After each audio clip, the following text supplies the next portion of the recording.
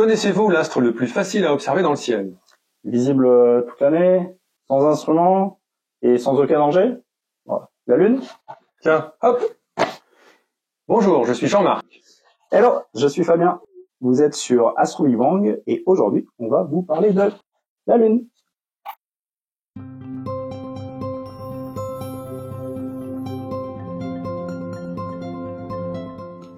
La Lune est le satellite naturel de la Terre. Elle se situe à environ 380 000 km de nous et fait un tour de la Terre en 29 jours, qui s'appelle une lunaison. Et au cours de la lunaison, la Lune change d'aspect. Tantôt croissant, quartier, pleine Lune ou nouvelle Lune. Ce sont ce qu'on appelle les phases de la Lune. Tout à fait, Jean-Marc. Tiens. D'ailleurs, la lunaison commence avec la nouvelle Lune.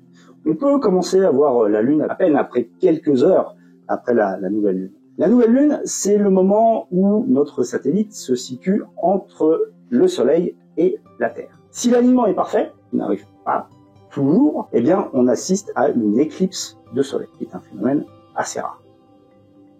Et on aura l'occasion d'en parler dans une autre vidéo, tout spécialement en avril, à l'occasion de l'éclipse totale de Soleil qui aura lieu aux États-Unis, en 2024. Chaque jour, la Lune se déplace un petit peu vers l'est, c'est-à-dire vers la gauche dans le ciel, et sa phase augmente. Après une semaine, elle est au premier quartier, ce qui signifie qu'on en voit la moitié. Elle devient ensuite gibbeuse. Alors gibbeuse, c'est qu'elle a la forme d'un œuf, et entre le premier quartier et la pleine Lune. Donc elle devient gibbeuse pour devenir, la semaine suivante, pleine.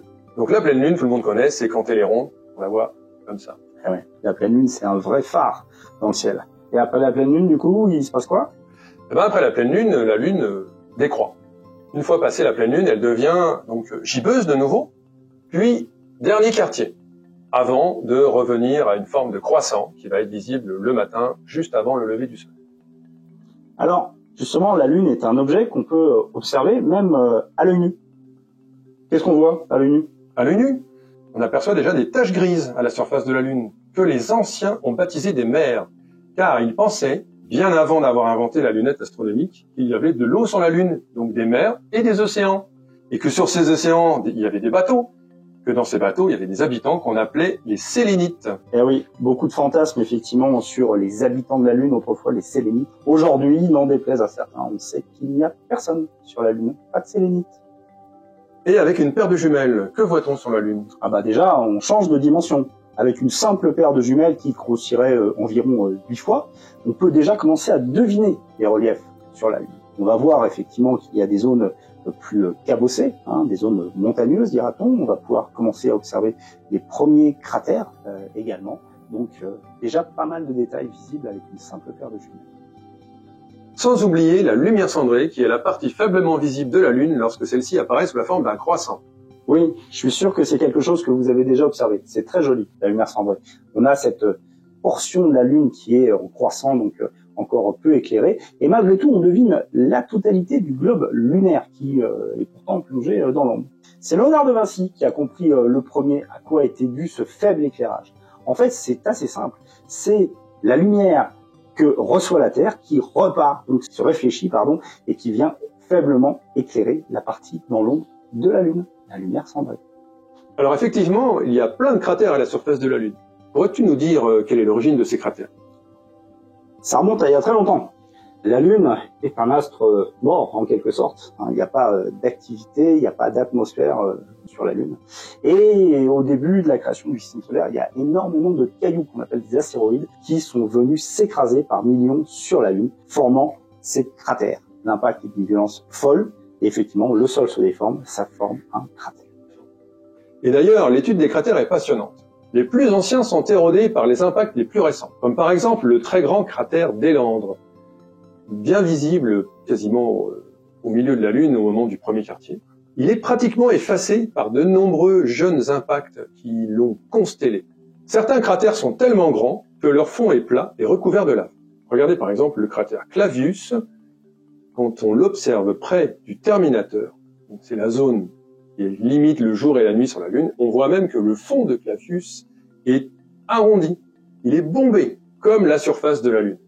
Et donc ces cratères à fond plat sont entourés de montagnes D'autres cratères ont une forme de cuvette avec parfois une montagne visible au centre que l'on appelle un pic central. Ce pic central apparaît suite à l'impact de la météorite sur le sol lunaire et qui a créé une sorte de rebond.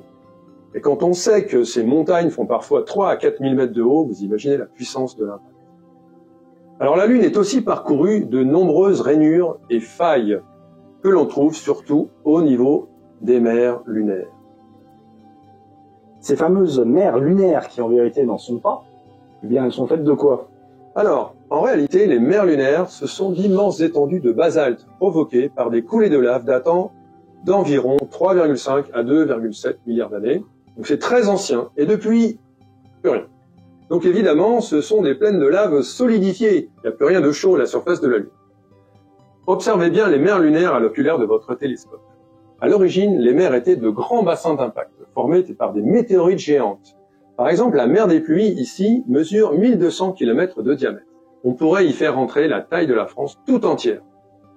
Alors, ces météorites géantes ont fracturé la croûte lunaire, et par ces fractures, par ces crevasses, est remonté du magma qui a ensuite, pendant des millions et des millions d'années, rempli ces bassins pour former les mers. Alors, pourrais-tu nous dire ce qu'on voit sur la Lune avec un télescope? Si vous disposez d'une lunette ou d'un télescope astronomique, le spectacle commence à devenir fascinant. Puisque même avec un faible grossissement, une trentaine, une cinquantaine de fois, vous allez pouvoir vraiment voir déjà beaucoup de cratères. Elle va tenir encore en entier dans le champ de votre instrument, a priori, mais vous verrez distinctement les cratères. Si on augmente encore effectivement le grossissement, et si le ciel est bien stable, eh bien là, vous allez carrément pouvoir survoler la Lune, voir ces cratères, le pic central dont Jean-Marc nous a parlé juste avant également. Ils sont très grands, certains de ces cratères. Ils peuvent faire entre 150 et 250, 300 km de diamètre. Ils sont immenses. Et c'est vraiment un très beau spectacle. La Lune est un sujet d'étude, d'observation à part entière sur lequel on pourrait passer des heures. Et ce qui est génial avec la Lune, c'est que ça change tous les jours.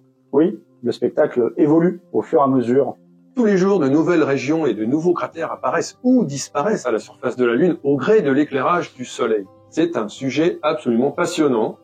Profitez des périodes où la Lune est autour du premier quartier pour sortir vos jumelles, votre télescope, et pour, bien sûr, pointer la Lune.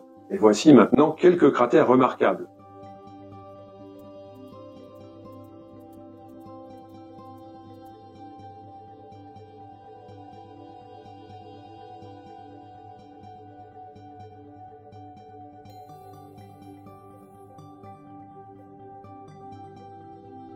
Ça y est, vous avez les bases pour observer notre satellite naturel, la Lune. Sortez l'observer, et d'ici à notre prochaine vidéo, portez-vous bien. Et à bientôt sous les étoiles.